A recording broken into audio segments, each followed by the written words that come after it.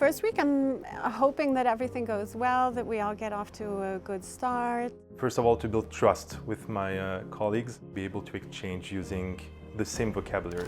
I am hoping to get inspired, so I really hope to learn something new. And to see how I can transfer what I learn here to my company.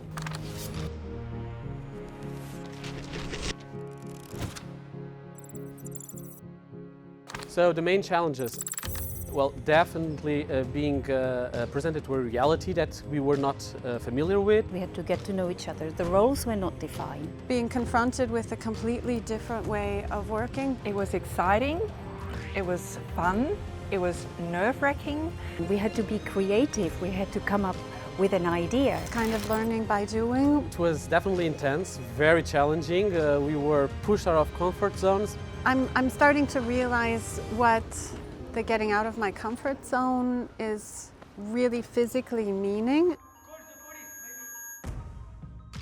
All of these represented a lot of challenges, but also a lot of opportunities to grow and learn. I learned that there are many people who have maybe the same need to move, and I will have sometimes to step back to let them also try to move forward.